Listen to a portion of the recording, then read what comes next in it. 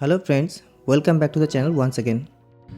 তো এই হচ্ছে আজকের প্রজেক্ট, এই লেনোভোর আইডিয়াপ্যাড 3, যেটা 8 GB র্যাম দিয়ে এসেছিলো। আজকে চেঞ্জ করব, একটা 16 GB র্যাম আমরা এর মধ্যে লাগিয়ে ফেলবো। তো র্যামের এরকম স্পেসিফিকেশান 16 GB DDR4 3200। প্রথমে স্টেপ বাই স্টেপ খুলে নেব ব্যাক প্যানেলটা, তারপর র্যামটা রিপ্লেস করে দেখে নেব। এখানে স্ক্রু কিন্তু ফিলিপস প্রিসিশন স্ক্রু, সবই ফিলিপস স্ক্রু ড্রাইভার। আবারও সেম অ্যাপ্রোচ, এই যে স্ক্রুগুলো খুলছি এখানে রেখে নেব যাতে লাগানোর সময় একটাও মিস না যায়। এখানে সবগুলো উঠে যাওয়া মানে হচ্ছে আমি সব স্ক্রুগুলো এঁটে ফেলেছি।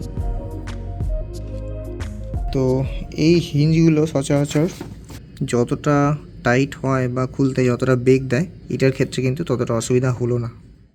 ওটার সাথে এটার কোনো ফ্লেক্স কেবল কানেক্টেড ছিল না, সুতরাং পুরো প্যানেলটা বাইরে বেরিয়ে এসে গেছে। ব্যাটারি এখানে, ফ্যান এখানে, র্যাম এখানে, আর এটা হচ্ছে SSD। তো বেসিক্যালি আমি র্যামটা রিপ্লেস করে দেখে নেবো বুট করে কী কী দাঁড়াচ্ছে।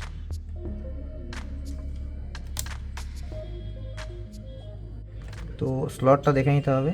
এখানে কিন্তু শর্টার লেন্থ আছে, এখানে লঙ্গার লেন্থ আছে। তো এটা এই ওয়াইজ ঢুকবে না, এই ওয়াইজ ঢুকবে। এবং এই যে পুরো স্লাইড ইন করে প্রেস করে দিলাম, লক হয়ে গেল। তো এবার একবার বুট করে দেখে নেব, যেহেতু কোনো কানেকশন নেই একবার বুট করে আমি দেখে নেব। ল্যাপটপ বুট হয়ে গেছে, দ্যাট মিনস র্যাম ফাংশন করছে। ইনস্টল র্যাম 20 GB দেখাচ্ছে, যেখানে 19.8 GB ইউজেবল বলছে। পারফরমেন্স টেস্ট করে একবার দেখে নেব। বাকি সব কিছু অ্যাজ পার দেখাচ্ছে যেরকম দেখানোর কথা, কিন্তু আমরা 16 GB র্যাম অর্ডার করেছিলাম, সেখানে 20 GB দেখাচ্ছে। আমরা বায়োসে ঢুকেও দেখে নিলাম এবং সেখানেও 20 GB মেমোরি দেখাচ্ছে। তো কোনো ভুল নেই, ওয়ারেন্টির মধ্যে আছে যেহেতু আমরা এটাই আপাতত ইউজ করার প্ল্যান করেছি। চলে যায় সোজা ইনস্টলেশন প্রসেসে।